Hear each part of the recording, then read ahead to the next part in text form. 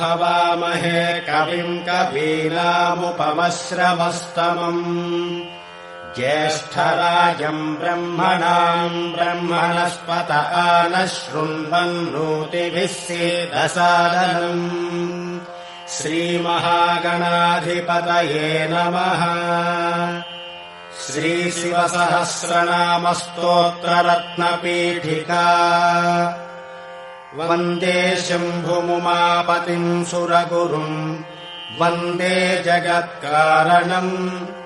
वन्दे पन्नगभूषणम् मृगधरम् वन्दे पशूनाम् पतिम्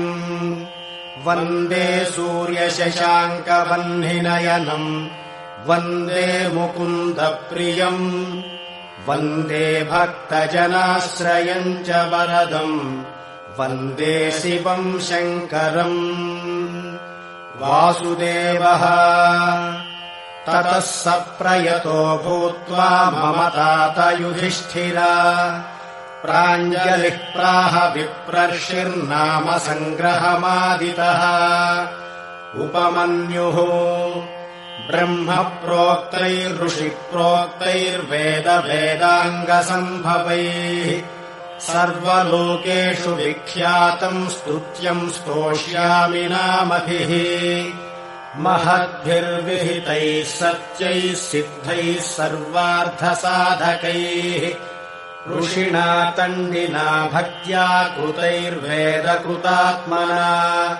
यथोक्तैः साधुभिः ख्यातैर्मुनिभिस्तत्त्वदर्शिभिः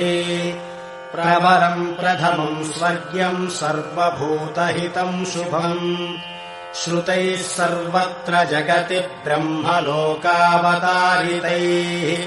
सत्यैस्तत्परमम् ब्रह्म ब्रह्म प्रोक्तैः सनातनम्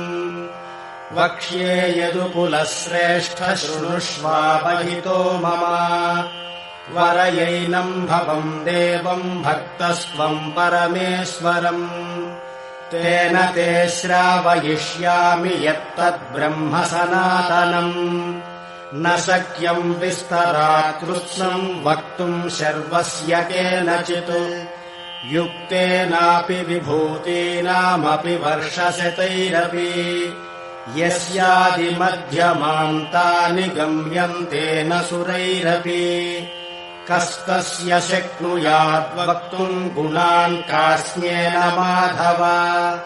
किन्तु देवस्य महतः संक्षिप्तार्थपदाक्षरम् शक्तितश्चरितम् वक्ष्ये प्रसादात्तस्य धीमतः अप्राप्य तु ततोऽनुज्ञाम् न शक्यः स्तोतुमीश्वरः।